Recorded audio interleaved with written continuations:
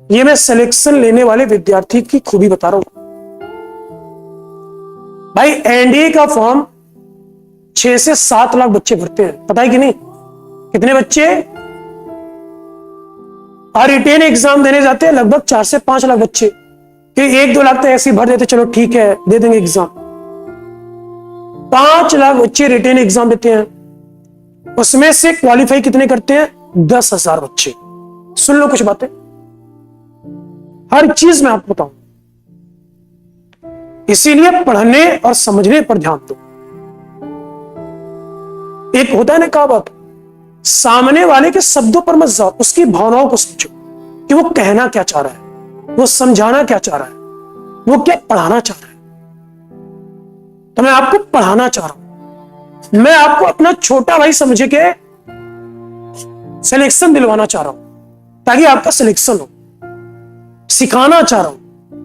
अब ये आपके ऊपर डिपेंड करता है कि आप बड़ा भाई मान के कितना सीखना चाहते हो। अगर चीजें थोड़ी सी पहले से आती हैं तो हमें उससे रिवीजन करना, ये नहीं कि क्लास में बैठ के बस टाइम पास करना।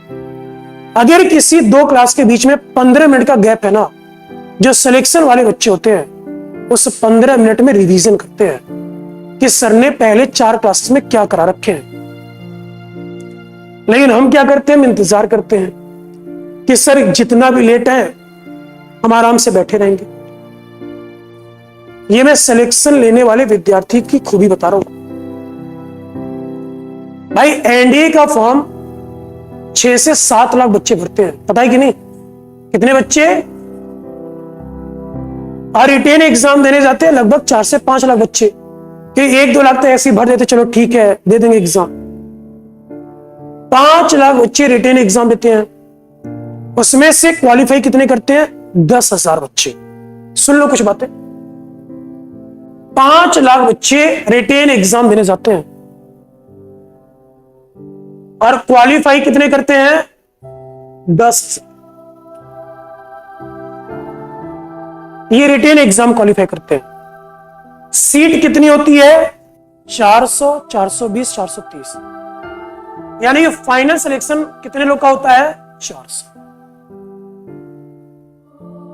मान लो कि यहां पर 4 ही लाख बच्चे, मैं मिनिमम की बात कर रहा हूं, 4 लाख का 400 0.1% होता है। कितना होता है? 0.1%, 1% भी नहीं है।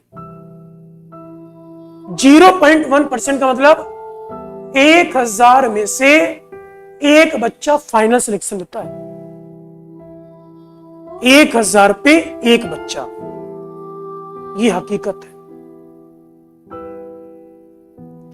और कई बच्चों के साथ क्या होता है, अगर किसी क्लास में 100 बच्चे बैठे हैं, मान लो उसको बहुत सारी चीजें आती हैं, लगता है कि यार हम तो पूरे क्लास में सबसे तेज पढ़ने वाले हैं, फिर उन बच्चों के अंदर कभी ना कभी ओवर कॉन्फिडेंस आ जाता है कि हमने तो अपने आप को 100 बच्चों में परखा कि हमें कितनी जानकारी है। लेकिन सिलेक्शन 1000 में से 1 का है। अगर एक ऑफलाइन कोचिंग में मान लो 200 बच्चे पढ़ते होंगे, एक एग्जांपल, तो 5 कोचिंग मिला के कितने हो गए? 1000, यानी 5 कोचिंग मिला के 1 फाइनल सिलेक्शन। ये रेट बता रहा हूं, ऐसा नहीं कि 5 मिला के 1 होता है, किसी एक से होता है मान लो 3 सिलेक्शन, और 100 कोचिंग से कोई भी सिलेक्शन नहीं। वो मैं एक एवरेज बता रहा हूं कि एवरेज क्या है। इसीलिए ना, अगर एनडीए की तैयारी करने आए हो तो एनडीए वाली तैयारी करो, एनडीए वाली पढ़ाई करो, एनडीए वाली सोच बनाओ कि आपका टारगेट केवल ये नहीं है, कहीं ये सोचकर तो नहीं है कि भाई रिटेन एग्जाम निकाल लेंगे, फिर गांव में पहुंचेंगे, भाई लड़के ने एनडीए का एग्जाम निकाला है, चलो इसकी शादी करवा देते, दहेज वहेज मिल जाएंगे। ये सब तो सोच नहीं है, नहीं होनी चाहिए। तो ये टारगेट हम लोग का नहीं है। हमारा टारगेट कहां पर है? यहां पर।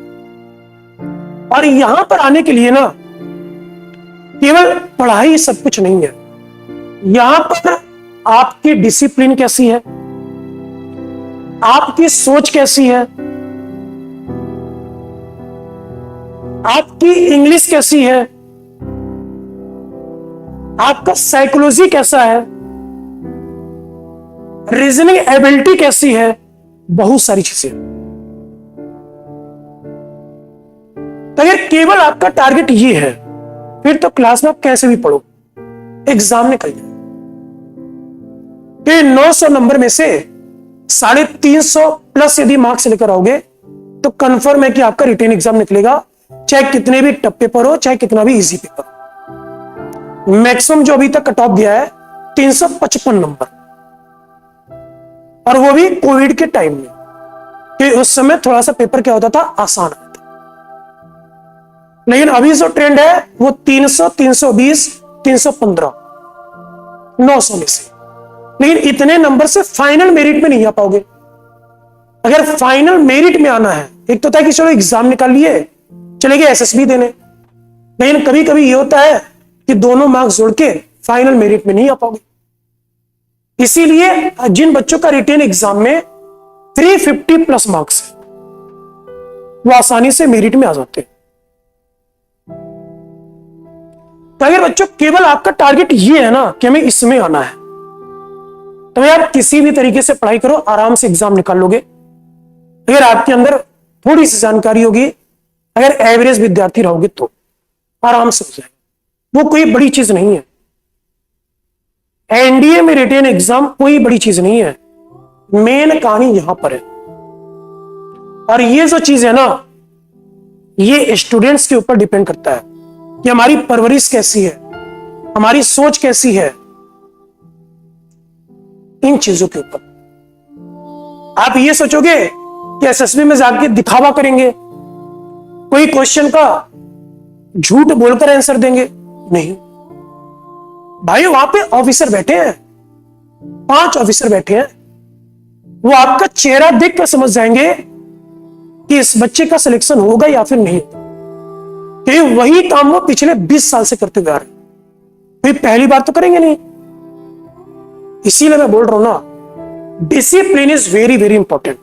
डिफेंस का मतलब यह डिसिप्लिन। तो अगर आपका टारगेट ये होगा तो आप क्लास में कैसे भी पढ़ो, मुझे कोई प्रभाव नहीं पड़ता। लेकिन अगर आपका टारगेट ये है बेटे कि हमें सिलेक्शन फाइनल लेकर जाना है, तो क्लास में डिसिप्लिन बना के रखो। जितने अच्छे से पढ़ोगे, टीचर उतना अच्छे से आपको समझाएगा। अगर कोई बात समझ में नहीं आती है, क्लास में पूछो, सर ये ऐसा क्यों हो रहा है, सर में समझ में नहीं आ रहा है, हमें एक बार और बताओ। टीचर का वो कर, कि अब इतने मैच्योर बन चुके हो कि आपको कहां पे क्या करना है और कहां पे क्या बोलना है। तो ये दूसरी क्लास के बच्चे नहीं हो कि आपको हर दिन समझाया जाए। इतने मैच्योरिटी लेकर आओ। फिर इतनी मैच्योरिटी नहीं होगी बेटे, सही बता रहा हूं मैं, एसएसबी में फंसा हूं। एक हकीकत बताओ, अगर 400 सीट है ना, 50% से ज्यादा बच्चे आर्मी स्कूल के बच्चे निकालते हैं एसएसबी। 50% से जो ज्यादा सीट फिल होती है वो आर्मी स्कूल के बच्चे होते हैं या फिर सैनिक स्कूल के। ऐसा क्यों? क्योंकि उनको वो डिसिप्लिन पहले से सिखाया जाता है। वो जो एसएसबी की प्रिपरेशन है ना, वो पहले से कराई जाती है। जो उनका थॉट प्रोसेस है ना, वो पहले से डेवलप किया जाता है उस चीज के लिए। आप किसी सैनिक स्कूल वाले बच्चों से मिले, मैंने एक बार नहीं कई बार सैनिक स्कूल में जाके पढ़ा रखा है। इतने डिसिप्लिन में बच्चे रहते हैं ना, सही बता रहा हूं, दिल खुश रहता है। एक बार भी नहीं बोलना पड़ता कि भाई शांत हो जाओ।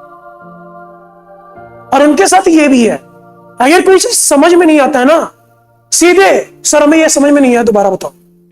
उनके अंदर कोई शर्म नहीं होता है कि वो अपने लाइफ के प्रति सीरियस है कि मैं जीवन में कुछ हासिल करना। अब आपको यह समझना है, देखो हम टीचर हैं, आपको पढ़ा रहे हैं, 6 महीने बाद कोई और आके पढ़ेगा, फिर जीवन भर तो आप एक टीचर से पढ़ोगे नहीं, जो सच्चाई है। मैं यही बात किसी और बच्चे को समझाऊंगा, फिर नए बैच को समझाऊंगा। अब अगर उसमें से एक दो बच्चे के मन में भी ये बात चली गई, बस वही मेरा काम। ये जो चीजें हैं, ये जो क्लास में चीजें टीचर बताता है, इससे सारे बच्चे प्रभावित नहीं होते हैं। सभी बच्चों के दिमाग में ये बातें नहीं बस पाती है, कुछ ही बच्चों के दिमाग में जाती है। तो ये जो कुछ बच्चे होते हैं ना, उन्हीं के अंदर फाइट होता है।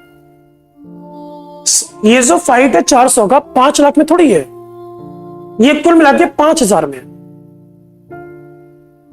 कि इतने में से इतने बच्चे डिसिप्लिन में रहते हैं, इतने बच्चे सीरियस होकर पढ़ाई करते हैं, सारी चीजों को टाइम टू टाइम करते हैं, अपने लाइफ स्टाइल को अरेंज करके चलते हैं कि हमें किस टाइम पे क्या करना है। एक एक मिनट का हिसाब उनके पास रहता है कि मैंने कल क्या करना है, कल मैंने क्या किया था।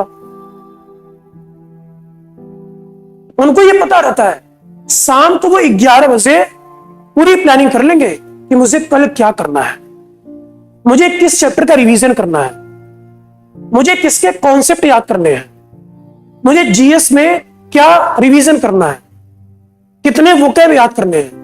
उनका वो डेली का टारगेट होता है। 1 घंटे साइड में ये भी रखेंगे, द हिंदू न्यूज़पेपर आता है, उसको रीड करेंगे, उसका जो आर्टिकल होता है। ये मैं अच्छे बच्चे की खूबी बता रहा हूं, जो एनडीए वाले बच्चे हैं, वाकई में जो सिलेक्शन लेकर आते हैं। ये लगभग मैं 8 साल से पढ़ा रहा हूं, यही चीजें मैं देख रहा हूं कि किस पैटर्न के बच्चे एग्जाम क्वालिफाई करते हैं या फिर एसएसबी निकाल पाते हैं। तो आपको ये समझना है बेटे, अभी समय है, सुधर जाओ। 1 साल अच्छे से मेहनत करो, 6 महीने अच्छे से मेहनत करो ना, जीवन सुधर जाएगा। अभी जो एंजॉयमेंट है, एंटरटेनमेंट है ना, अभी आपको अच्छा लगता है, लेकिन जब सिलेक्शन नहीं होता है ना, जीवन में हम अच्छे राह पर नहीं रहते हैं या फिर अच्छा कुछ नहीं कर पाते हैं, फिर 3 साल बाद यही पश्चाताप होता है, काश उस समय मेहनत कर ली होती। ये मैं कड़वी सच्चाई बता रहा हूं। अब आपके ऊपर डिपेंड करता है कि आपको क्या करना है,